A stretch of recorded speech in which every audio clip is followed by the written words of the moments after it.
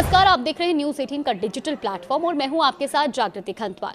तो भारत समेत दुनिया भर के बाजारों के लिए एक बड़ी राहत की खबर सामने आई है, क्योंकि अंतर्राष्ट्रीय बाजार में कच्चे तेल की कीमतें गिरकर $80 प्रति बैरल के महत्वपूर्ण और मनोवैज्ञानिक स्तर पर नीचे आ गई हैं। अमेरिका और ईरान के बीच शांति समझौता होने और होर्मुज स्ट्रेट के फिर से खुलने के बाद तेल बाजार में ये नरमी देखने को मिली है।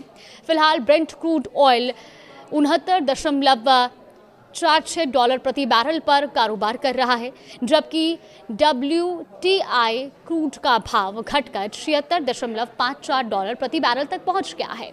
अब सवाल यह है कि अंतर्राष्ट्रीय बाजार में तेल सस्ता होने का भारत पर क्या असर पड़ेगा और ये आम आदमी की जेब से लेकर सरकार के खजाने तक किस किस्त को किस तरह से प्रभावित करेगा। दरअसल भारत अपनी कुल कच्चे तेल की जरूरत का लगभग 85% हिस्सा विदेशों से आयात करता है और ऐसे में जब वैश्विक बाजार में कच्चा तेल सस्ता होता है तो उसका सीधा फायदा भारतीय अर्थव्यवस्था को मिलता है। और यही वजह है कि मौजूदा गिरावट को भारत के लिए किसी बड़े तोहफे से कम नहीं माना जा रहा। अब सबसे पहले बात आम आदमी की करें तो कच्चे तेल की कीमतों में कमी आने से पेट्रोल और डीजल के दाम बढ़ने की आशंका लगभग खत्म हो गई है और इतना ही नहीं, आने वाले समय में इनके दामों में कटौती की उम्मीद भी मजबूत हुई है। ईंधन की कीमतें सिर्फ वाहनों तक सीमित नहीं होती। जब पेट्रोल और डीजल महंगे होते हैं तो परिवहन और माल भाड़े की लागत भी बढ़ जाती है और इसका असर सीधे बाजार में बिकने वाले फल, सब्जियां और रोजमर्रा की जरूरतों की चीजों की कीमतों पर पड़ता है। इसीलिए तेल सस्ता होने का मतलब है कि महंगाई पर भी दबाव कम हो सकता है और आम लोगों को राहत भी मिल सकती है।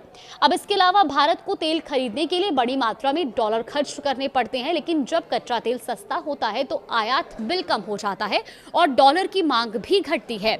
इससे भारतीय रुपए को स्थिरता और मजबूती मिलने की उम्मीद बढ़ जाती है।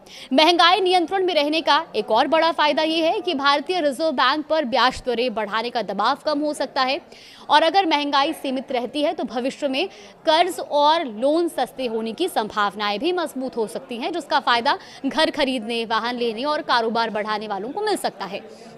अब बात सरकार और देश की वित्तीय सेहत की।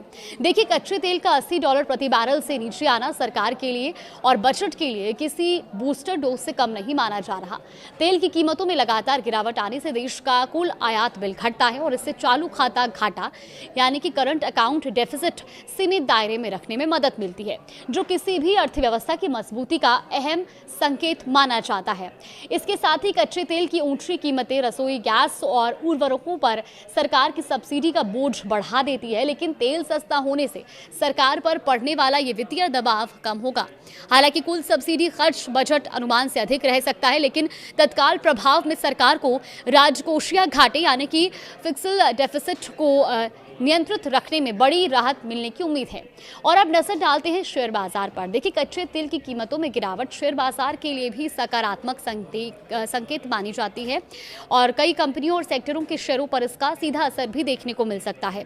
खासतौर पर भारत की ऑयल मार्केटिंग कंपनियां जो कच्चा तेल आयात करके उसे पेट्रोल और डीजल जैसे उत्पादों में बदलती हैं, उन्हें कम लागत का फायदा मिल सकता है। तो कुल मिलाकर अंतर्राष्ट्रीय बाजार में कच्चे तेल का $80 प्रति बैरल से नीचे आना भारत के लिए कई मोर्चों पर राहत लेकर आया है। पेट्रोल डीजल की कीमतों पर दबाव कम हो सकता है, महंगाई को नियंत्रण में रखने में मदद मिल सकती है, रुपये को मजबूती मिल सकती है और सरकार का वित्तीय बोझ हट सकता है। शेयर बाजार को भी सहारा मिल सकता है। यानी वैश्विक तेल बाजार में आई ये गिरावट सिर्फ एक आंकड़ा नहीं, बल्कि भारत की अर्थव्यवस्था और आम आदमी दोनों के लिए राहत का बड़ा संकेत है।